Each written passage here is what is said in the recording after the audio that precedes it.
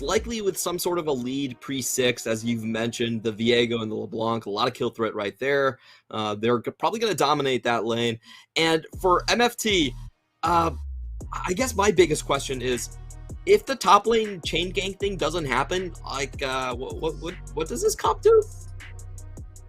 It's got decent range with a Zoe and a Xayah, but face checking bushes is not going to be easy.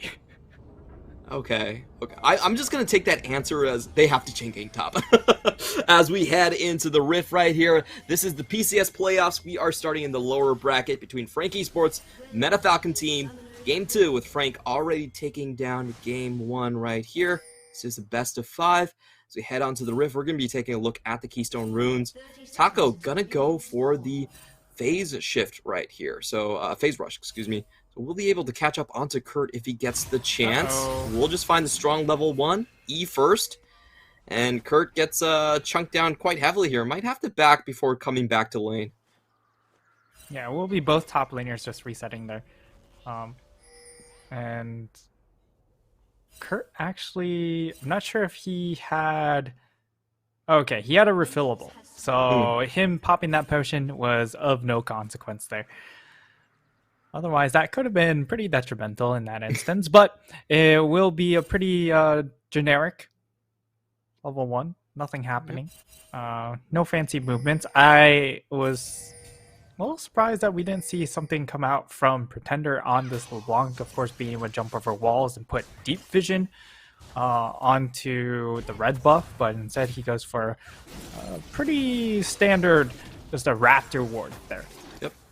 Does start out with the distort, so is able to just get that ward in early. Taco will try to go for a strong level 1 trade, but he actually misses out on the chain lash. Excuse me, not the chain lash. The abduct right there, and Kurt gets a massive level 1 trade in. That's 200 HP to nothing.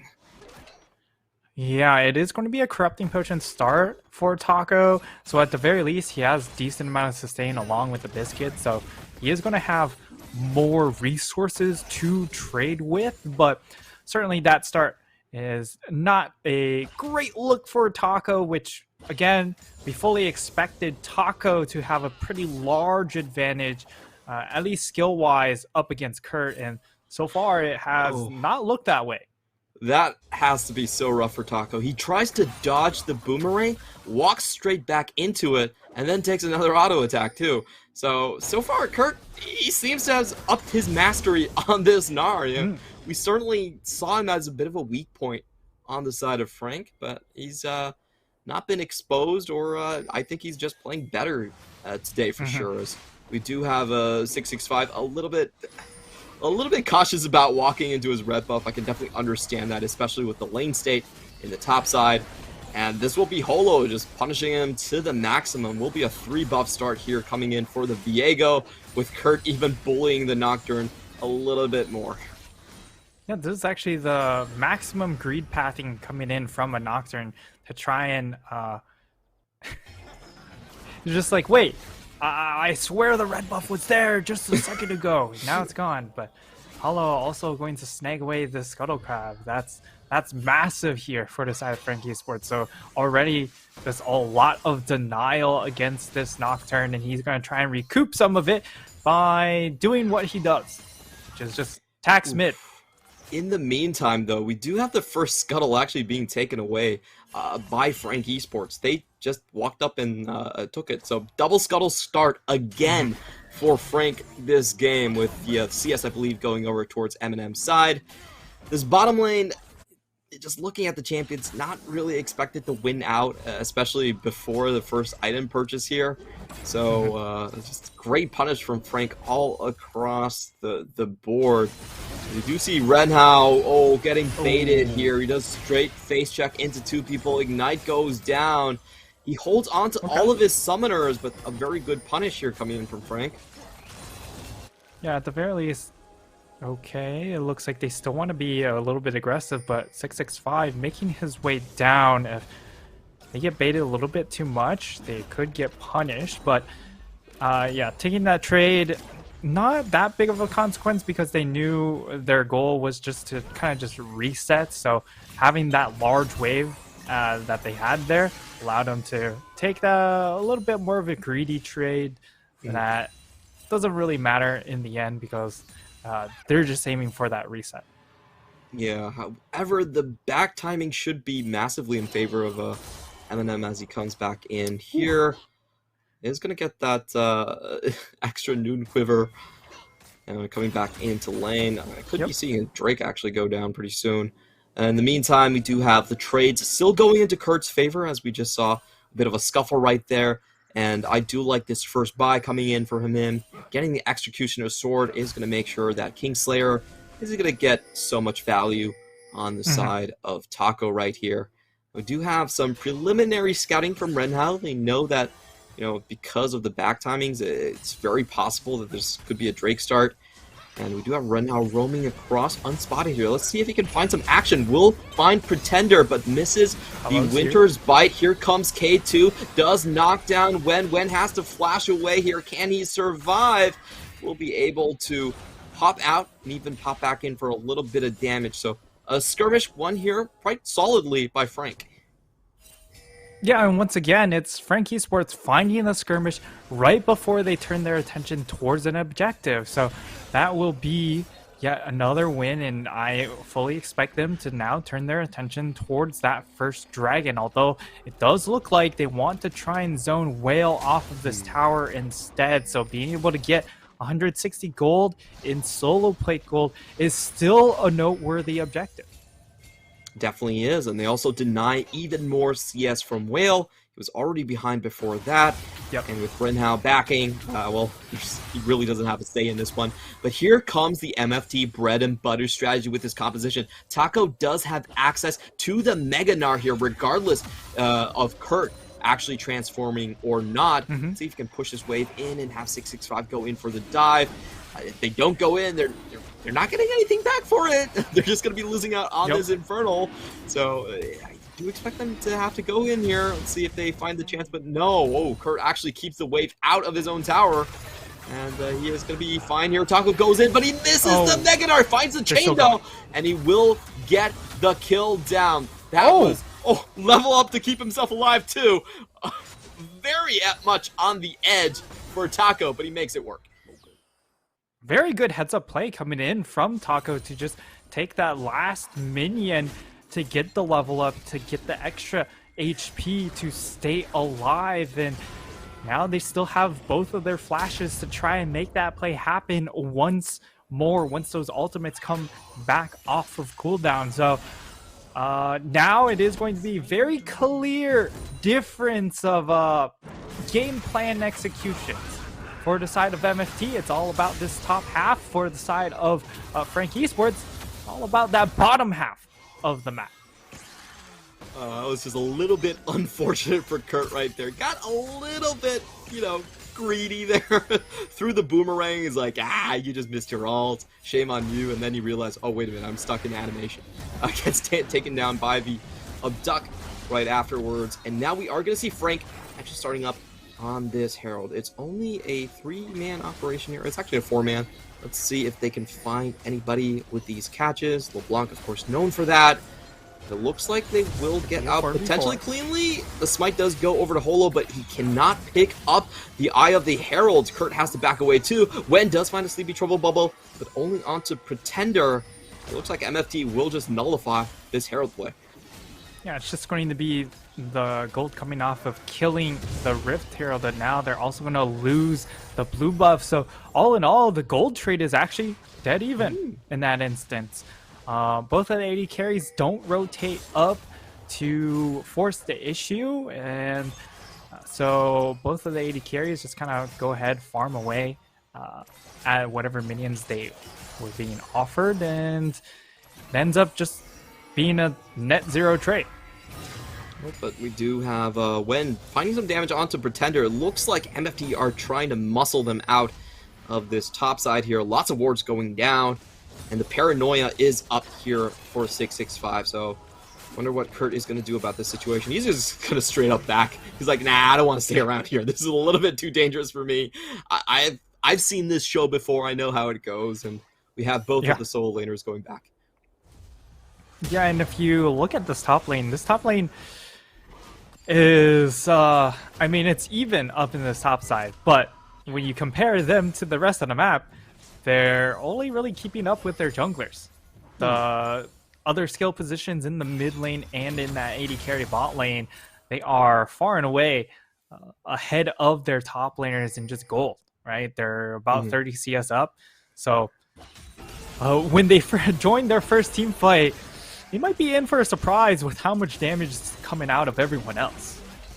Yeah, we had both top laners joining ganks, getting pulled towards the Herald fight, so they've not been the most focused laners, I would say, this game, and definitely will hurt their development. 665 now still looking for a second angle to pop that paranoia.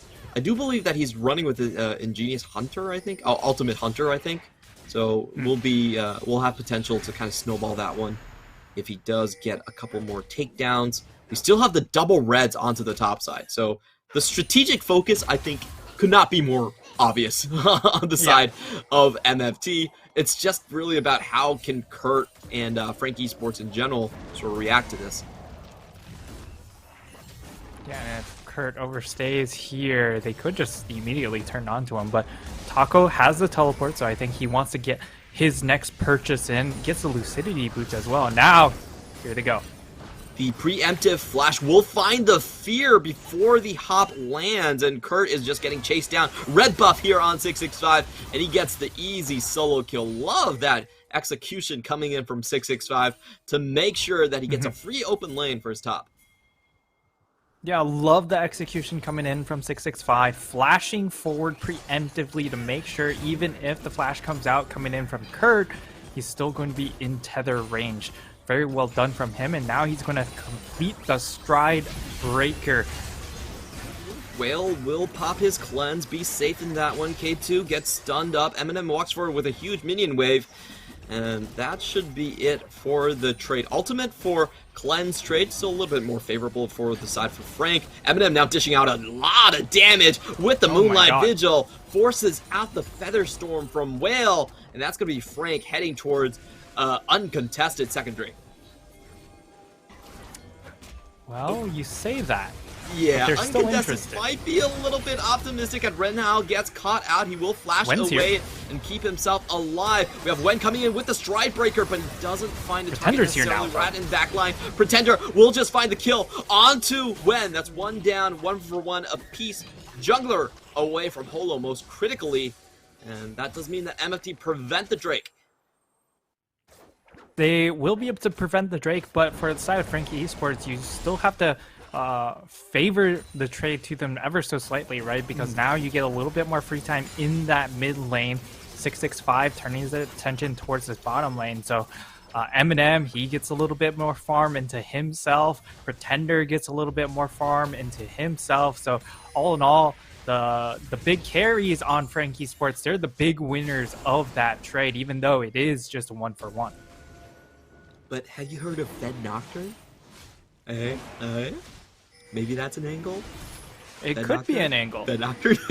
I mean, unfortunately, he's not going for an assassin sort of build. It's a much more of the more common build we see right now is this bruiser focus. Yeah, it is. But the issue is, like, Aphelios can very easily 1v1 you. It's not like a Jinx where before she gets excited, you can still 1v1 this champion very, very easily. But in Aphelios, when he gets all his farm, that is very, very tall order. All right, we'll see if the Fed Nocturne comes into it. I just wanted to egg you on because I'm a Nocturne player myself, and I also like getting fed. I got a lot of free LP off of playing solo lane Nocturne. Yeah, he pushes the wave quite easily this time around, and we will see if 665 and his build comes into the calculation right here. It actually hasn't backed just yet, so interesting enough is kind of just parking himself as a cruise missile here in the bottom lane. We'll go back, finally gets his boots too, and ooh, that is bad news for Pretender as Holo accidentally takes away the blue buff. I mean, we all know Diego is one of those champions that is just really, really mana hungry, so glad that he's able to get himself a blue buff. But, I mean, in this mid lane, Pretender, it's not going to be...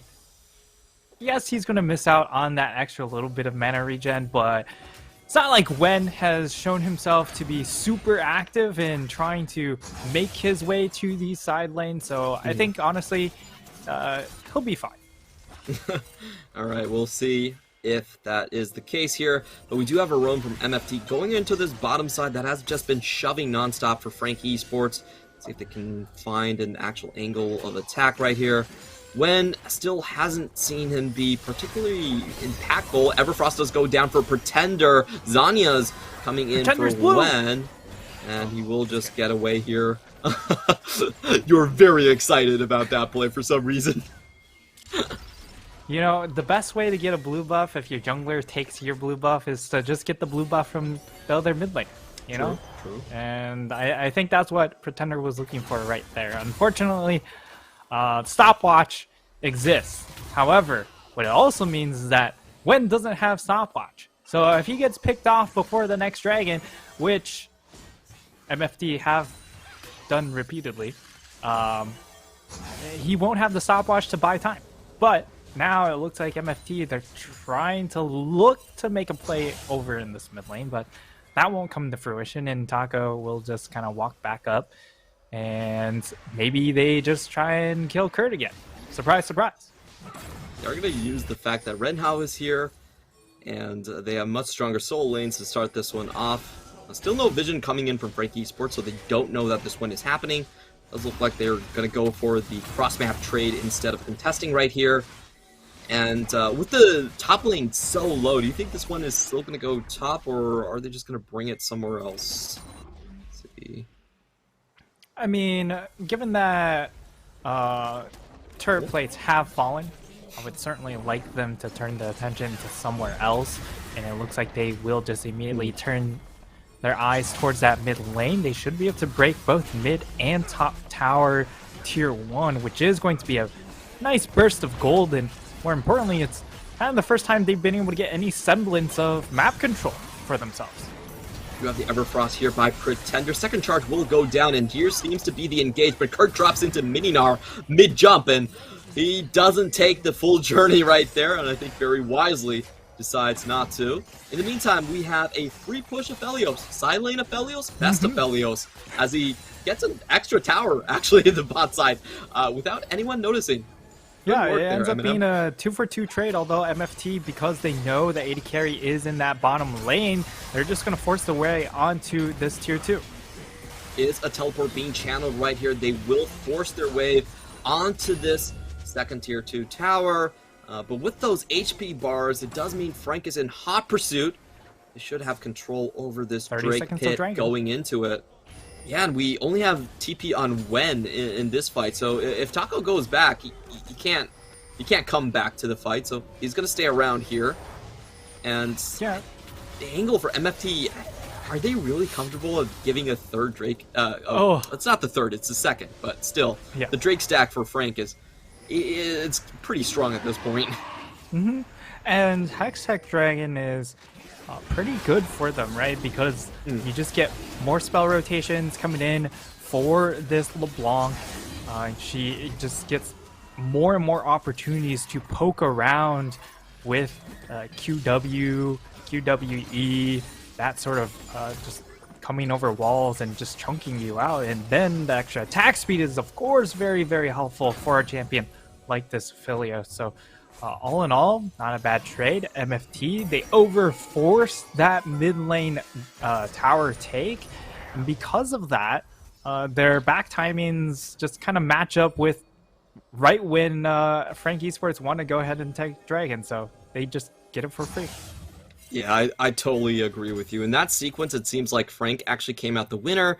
They essentially got an extra TP and an extra Drake throughout the entire trade. Aphelios equalized on the towers, and they get to roll into an earlier Hextech Soul stack, potentially. So, once again, we have talked about this in the past, but MFT definitely one of those teams where they can be a little bit wobbly when it comes to mid-game macro and lane allocations. So far, MFT still not getting all the fights that they want to. I feel like with the strength in 665 and Taco, they're definitely edging for fights. Pretender flies in, nearly takes down. 665 is just dead with down. the CC combo. Great distortion over the wall right They here. could turn. MFT are looking to put damage Eminem's really back, strong. Green-white. but it seems like this is just a desperation play for revenge. They're leaving Taco out to dry. Let's see if Eminem's Taco going can in the back. survive right this. Hextech Soul into the cutoff. They will find Whale over the wall here. Eminem still holding on to Green-white. Moonlight Vigil. There he goes. They miss out. Featherstorm goes up. And MFT actually make the miraculous retreat here when going back in. Wen? And no, he just gets Kurt's here now, though. by Pretender. Oh, Kurt goes in for the 3-man against the wall, and that's the entire team of Meta Falcon being wiped away, just melting into the aether. And Frank Esports find themselves 20 a minutes. new Baron. It's right in time for the Baron buff, Clement. Frank Esports, they just take full advantage of MFT overextending, and now 665. I don't think he can look for a steal here. He has a flash available, but okay, he finds one, but that's it. It is still Bruiser Nocturne, so he can't 1v5 very easily. We're going to be taking a replay, look at the replay here, but I'm not really Starts sure out why. with 665. I'm not really sure why MFT actually chased this. They lost one member, and that doesn't look like a winning position to me whatsoever, and they still chase. Right here in this choke, that is basically where the fight was done. Because against green-white Aphelios, you just can't push past it. Because of the turret is just going to load up on damage, and then you're already too far gone. Because the Hextech gates exist. It's just a fast, easy rotation for Frank Esports. They hurt him under their tower, and now Kurt, well, he has Meganar. And it helps that Wen isn't there for the rest of the dive too, because the Trouble Bubble could have potentially thrown a wrench in that plan. Yeah, you could see the pings that they knew the Gnar was coming, but I feel like Wen definitely overstayed that one. Kind of a weird chase for MFT. We are going to have another fight and another TPB used. Featherstorm already off for Whale. He does not get the Blade Caller to stick Pretender underneath their own tower. They will lose this in the ensuing Baron push. Things are looking it's kind of bleak for MFT. The map is wide open. You're not going to get your two-man game with the Nocturne anymore. And Eminem is also quite fed in this game. How are they going to make it out of this bind? Yeah, it's definitely not looking very pretty here for the side of MFT. Pretender, he's put onto side lane allocation.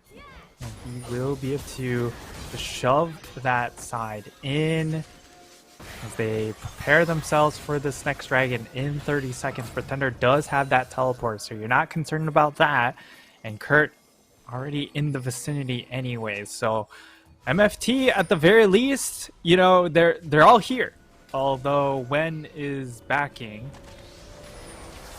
He does just about have his TP up. Okay. In terms of the itemization there, we just saw that Pretender is actually a full item ahead of Wen. So Wen pretty much has to get this purchase in before the Drake, or he has no threat. Even walking through Fission, I don't feel like the carries on the side of Frank Esports are really afraid of him at this point, with only 1.5 items being completed here.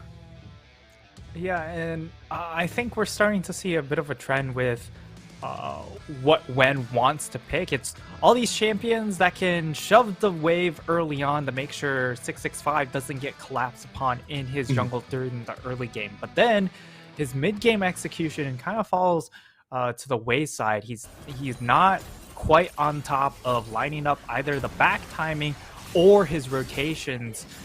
And now it's going to be a 5v4 for the time being. Here comes the Paranoia and the TP. They do catch out K2 though, but he's only the support. And Kurt once again finds a massive two-man Gnar ultimate onto the sidewall. When trying to run away, Diego coming in. Low HP bars all across the board. Polo goes forward to find the Winter's Bite and will get another kill. Another wipe coming in for the side of Frank Esports. They lose 1 and get 3 plus the Hextech Drake. Man, an MFT, they just get absolutely bodied in that fight. Now, the other thing with Zoe is that she needs to be there at the start of the fight, right? Because she needs to find those early trouble bubbles to get targets chipped down, because if the fight starts right off the bat, you 100% lose that every single time. You need to play these fights a lot slower, but when you have champions like a Silas and a Nocturne, they kind of just want to force the issue.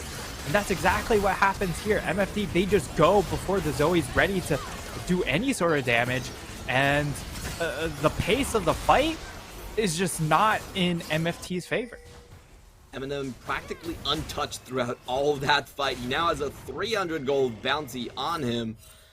I feel like MFT, once again, the objective fights, we haven't seen them actually have good enough execution to pull one off yet this series.